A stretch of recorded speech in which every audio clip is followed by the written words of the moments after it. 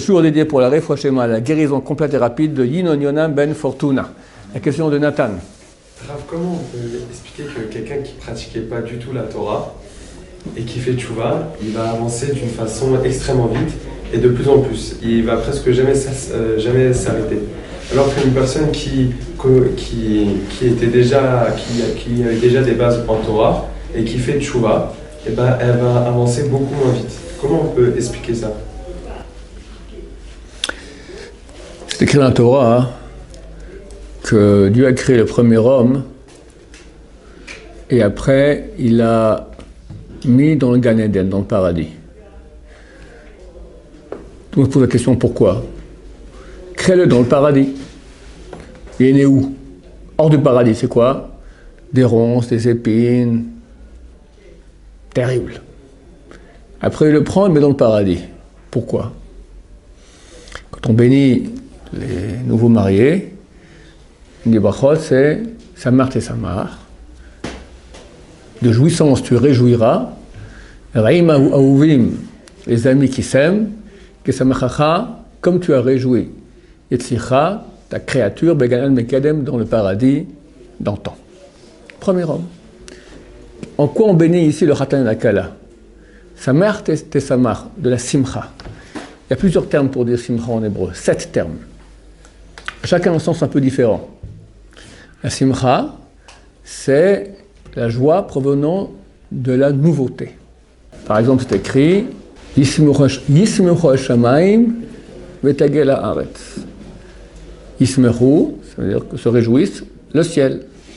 Vetagel Haaretz, que se réjouisse la terre. Mais c'est différent.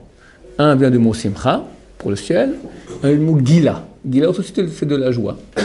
Mais la joie de Gila, c'est le mot Galgal. C'est une roue, c'est un cycle. Dans la terre, il n'y a rien de nouveau. En Chadash Tachat Hashamesh. Le roi Salomon, il a dit rien de nouveau sous le soleil. Sur le soleil, plus haut, oui. Dans le monde spirituel. Dans le monde matériel, c'est tout des cycles. Il y a un verset que vous ne connaissez pas, c'est dans Michelet. Gil Yagil Sadik Veyoled Chacham Yismarbo. C'est un verset inconnu au bataillon. D'accord? Il est écrit, mais bon, les gens ne sont pas trop fortiches en proverbe, en Michelet. Gil Yagil Sadik. Le tzaddik sera en joie. Gila. Veyoled Chacham, celui qui mettra au monde un Chacham, un sage, Yismarbo sera heureux de lui avec la Simcha. C'est marqué qu'il n'y a pas de Bet Midrash bli chidouche. Il n'y a pas un endroit d'étude sans chidouche, sans nouveauté.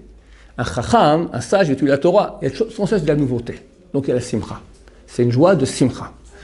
Le tzaddik, il fait tout comme il faut. Shulchan Aruch de A à Z, tip-top. Matin, il va au mikvé, après il fait des Birkot HaShachar, Birkot HaTorah, la prière comme il faut, après sa journée, elle est tip-top, mais c'est un cycle. Tous les jours la même chose. Après Shabbat, une fois par année, Yom Tov, Mais c'est complètement cyclique. Donc là, on dira Gil Yagil Sadik. Il sera en Gila, le Tzadik. Le Chacham, le sage, il sera en Simcha, en joie de nouveauté. On bénit le Khatan et la Kala, que Dieu les réjouisse avec la Simcha et pas la Gila. Pourquoi? Parce que tu peux être en joie, mais il y a l'ennemi numéro 1 de l'être humain. C'est quoi? L'habitude.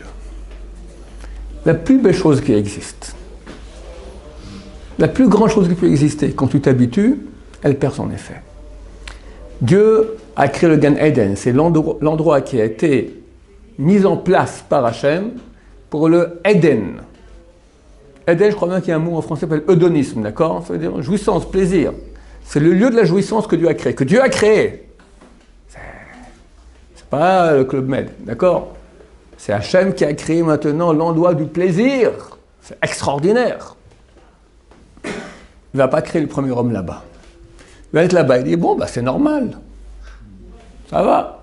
Il le met à l'extérieur. Dans les ronces, les épines. Puis lui, ici, c'est normal. Ça chatouille, ça fait mal. Bon, c'est normal. Après, tac, on le prend là-bas, dans le Gan Eden. Ah! Simcha. La joie de la nouveauté.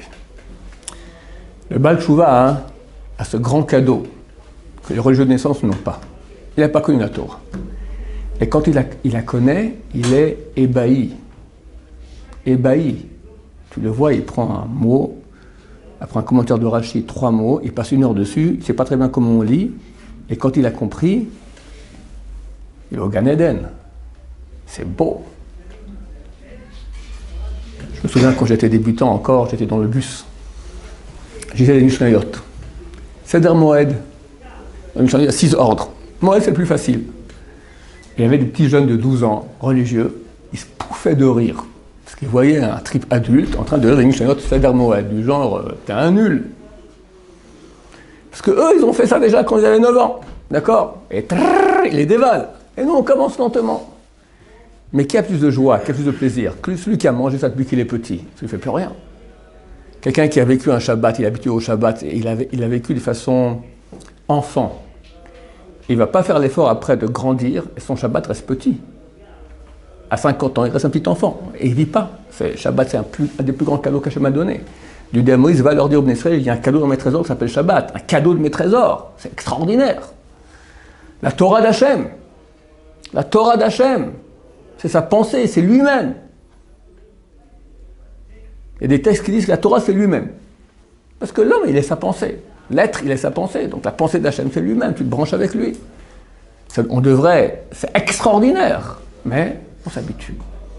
Et même Baal Tshuva aussi, il s'habitue au bout d'un moment. Vu qu'il a un début déjà, où il est parti en flèche, parce qu'il était très motivé de connaître plus, alors il monte. Mais c'est faux de dire que ceux qui sont de famille religieuse depuis toujours, alors eux, ils stagnent. C'est faux. Et en Israël, tu as des flèches. Tu as l'artillerie lourde religieuse. Et tu en as qui ont des niveaux. Parce qu'ils se sanctifient, ils grandissent, ils sont motivés, et ils grandissent sans cesse, ils grandissent. Et ils arrivent à des très très hauts niveaux, bien plus que le Baal Tshuva. De proximité d'Hachem, de jouissance, de beauté, de jouissance, de bonheur. Le Baal Tshuva, ce cadeau qu'il a reçu de façon automatique. Celui qui n'a pas de religieuse, alors s'il a été éduqué comme il faut, il s'est bien travaillé, il fait un travail à fournir, il peut goûter aussi parce que quand on progresse, alors il y a du nouveau. Mais quand on reste au même niveau, pépère, même si on a un niveau, alors on perd toute la qualité du nouveau. Il n'y a pas la simcha, il n'y a que la gila, et c'est dommage. Ça, c'est la raison profonde pour laquelle le Baal Tshuva arrive. De plus, il se peut que vu qu'il a fourni un très grand effort pour faire Tshuva, il reçoit des parties d'âme très grandes, très hautes, qui le boostent. Toute la vie. Plus on sert Hachem, je vais citer ce Zohar souvent. Le Zohar, il dit plus tu bosses, plus tu reçois. Tu reçois quoi? Tu reçois des parties d'âme divines. Plus tu en as, plus tu as envie. Plus tu te rapproches, plus tu n'as pas envie tu n'es pas attiré par Olam Hazeh, tu es attiré par la Torah. Tu verras quelqu'un, hein, il a soif de Torah. Tu en as au contraire. Alors, à la rigueur, ça lui casse les pieds. Casse les pieds, d'accord? Aujourd'hui, voilà, il peut éviter de venir à l'Eshiva ce matin, vivre les vacances. Tu es en train de perdre des millions de milliards. Ouais, mais bon, j'en peux plus. Alors qu'un autre, quoi? 3-4 ans. Mais je me souviens le Rav Ovdia Yosef. Que Dieu me pardonne. Que Dieu me pardonne. Une fois, on est rentré pour un dîner de gala. Qui bénit, etc., pour les invités au dîner, qui voient qu'on est béni par le roi Yosef. Alors le photographe, il me dit, quand il vous appelle, je rentre, et après, je vous filme quand vous rentrez. Alors, il s'appelle Shaya. Bon, lui, il rentre. J'attends 2-3 secondes, et il rappelle Shaya, parce que je ne suis pas rentré, et là, je rentre. Je vois la tête du Rav Yosef, comme ça, il me regarde. Je peux rentrer quand on l'a appelé, je lui fais perdre 3 secondes. 3 secondes de sa vie. 3 secondes de sa vie. Chatati, aviti, pashati. Et il devient fou. Parce que chaque seconde de Torah, c'est des millions de milliards de jouissances, de profondeur, de grandeur, de branchement avec Hachem. Il est branché avec Hachem. Alors il doit, parce qu'il est Rav Yosef, il doit se faire filmer de temps en temps. Ok, je veux bien, mais il ne me fait pas de mon temps. La Brit Mila, toujours une Brit Mila chez Rav Yosef, tous les jours. Il y a 4 personnes qui vont faire la Brit Mila chez lui. Et elle me racontait, tu crois que c'est facile? Tu commences, il dit nous. Alors, il est pressé. Alors. Le Moïse se met à trembler, d'accord, et il ne faut pas qu'il rate son coup. Il y a 4 qui l'acceptaient, les super rapides, les plus rapides d'Israël pouvaient faire la Brit Mila chez lui. Les autres, pas du tout. T'en as, ils prennent tout le temps et machin, il n'en pouvait plus, Rav Yosef, il ne tenait pas le coup. Pourquoi? Parce que chez une Brit Mila, très très bien, mais Torah, je peux être avec Hachem. Donc on peut aussi être quelqu'un qui a toujours connu la Torah et être branché avec Hachem très très haut. Surtout en terre d'Israël, où c'est une terre où Hachem est présent. Donc son accès est beaucoup plus facile. Baruch Adonai, Olam Amen V'Amen.